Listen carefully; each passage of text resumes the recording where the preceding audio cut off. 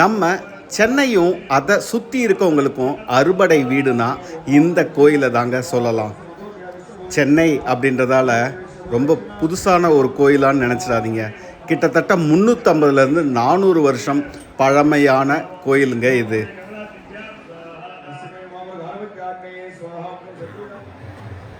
பலன்னு கலசெல்லாம் புது பொலிவோட கோபுரமும் ரொம்ப வண்ணமயமாக காட்சியளிக்குதுங்க. ஆமாங்க, இன்னைக்கு இந்த சென்னையில் இருக்க பழமையான முருகன் கோயிலுக்கு கும்பாபிஷேகங்க. இந்த வீடியோவில் இந்த கும்பாபிஷேக காட்சியை தாங்க பார்க்க போகிறோம். பக்தர்கள் அரோகரா என்று முழக்கமிட அழகாக கும்பாபிஷேகம் ரொம்ப அருமையான ஒரு காட்சிங்க. கும்பாபிஷேகம் நடக்கிறத பார்க்க முடியுது பாருங்க.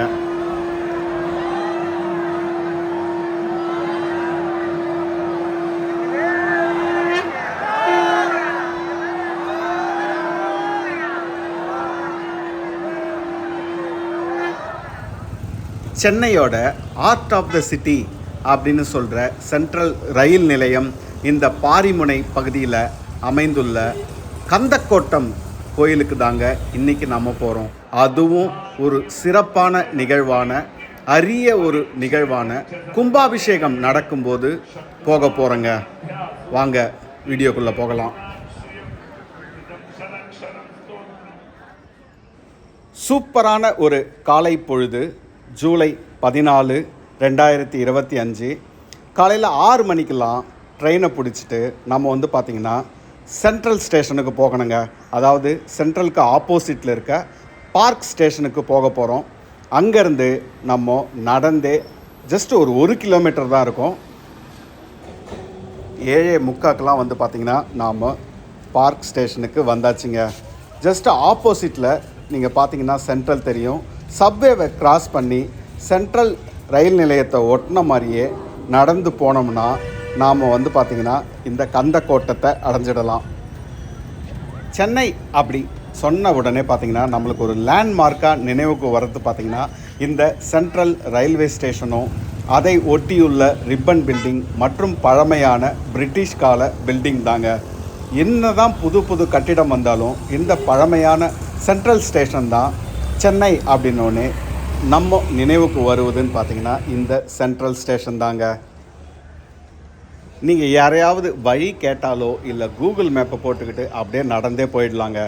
10லேருந்து 15 நிமிஷம் தாங்க ஆகும்.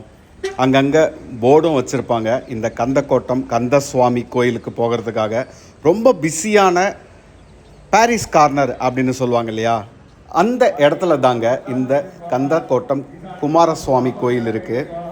பக்தர்கள் பார்த்திங்கன்னா இந்த கும்பாபிஷேகத்துக்காக நிறைய பேர் வந்திருக்காங்க. இங்கே வரும்போதே அதை ஃபீல் பண்ண முடியுது. கம்பீரமான 5 நிலை ராஜகோபுரம் வண்ணமயமாக மலர் அலங்காரங்களோட கலசத்துக்கு பார்த்திங்கன்னா கொடையும் வச்சுருக்காங்க. நம்ம பார்த்திங்கன்னா ஒரு அப்ராக்சிமேட்டாக 8:15 கோயில்கிட்ட வந்தாச்சு. ஆனால் அதுக்கு முன்னாடியே நிறைய கூட்டம். அது மட்டும் இல்லாமல் கும்பாபிஷேகம் என்னவோ 10:15 தான்.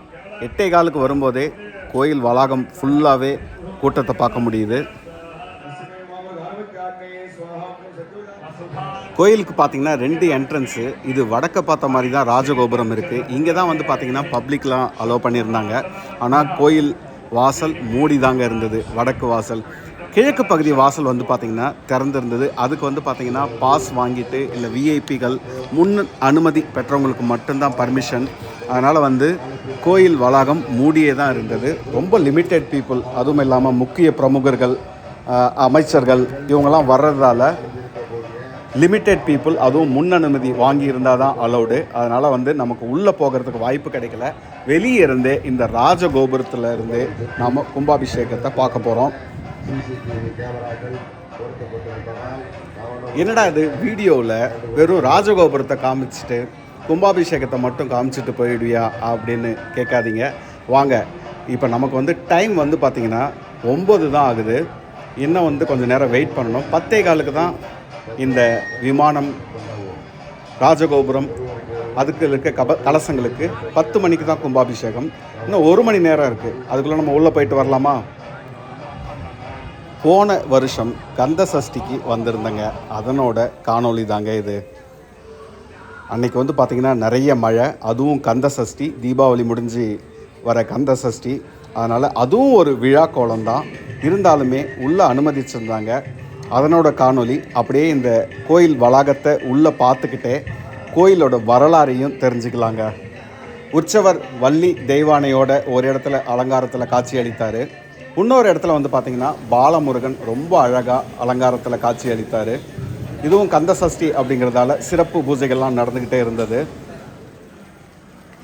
இதுதாங்க அந்த சரவண பொய்கை அப்படின்னு சொல்கிற கோயில் தீர்த்தம்.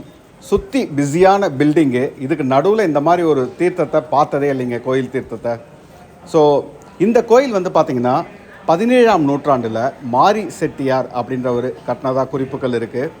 கிட்டத்தட்ட 350 வருஷம் பழமையான இந்த முருகன் கோயில் பார்த்திங்கன்னா திருப்போர் முருகனுக்கு இணையானதாக சொல்லுவாங்க.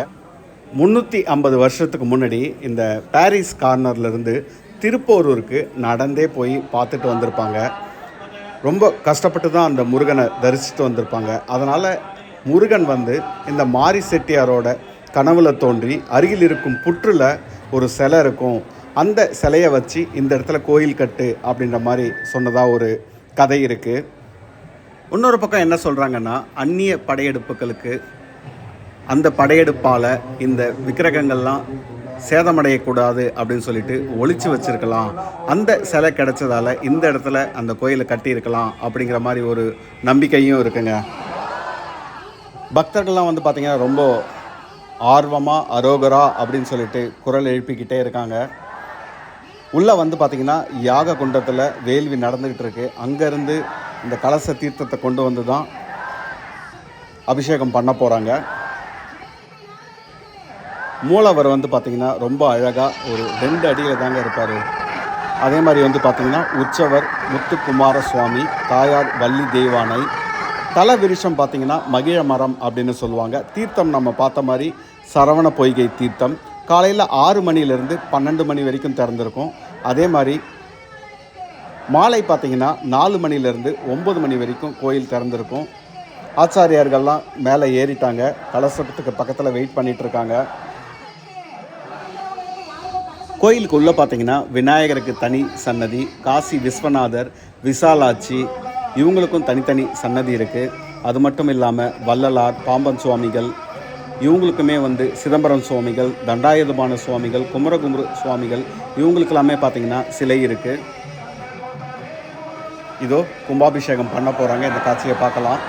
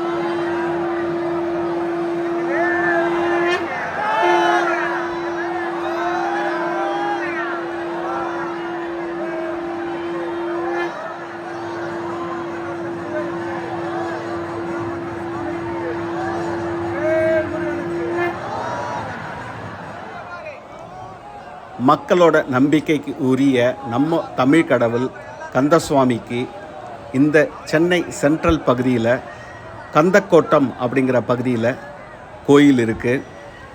ஈஸியாக ஆக்சஸ் பண்ணுற மாதிரி தான்.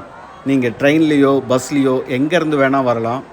ஒரு 500 மீட்டர் தொலைவில் தான் உங்களுக்கு ரயில் நிலையமும் பஸ் நிலையமும் இருக்குது. சென்ட்ரல் ஸ்டேஷன் அப்படி இல்லைன்னா பார்க் ஸ்டேஷனில் இறங்கி நடந்து வரலாங்க. கும்பாபிஷேகம் அப்படிங்கிறது வந்து பார்த்திங்கன்னா ஒரு அருமையான, அதே சமயத்தில் அரிதான, அதாவது அடிக்கடி வருஷத்துக்கு ஒரு முறை அந்த மாதிரிலாம் நடக்காத ஒரு நிகழ்வு. 12 வருஷத்துக்கு ஒரு முறை தான் குறைந்தபட்சம் நடக்கும். இந்த அழகான ஒரு கும்பாபிஷேகத்தை என்னோட சேர்ந்து நீங்கள் பார்த்ததில் எனக்கும் சந்தோஷங்க. தேங்க்யூ.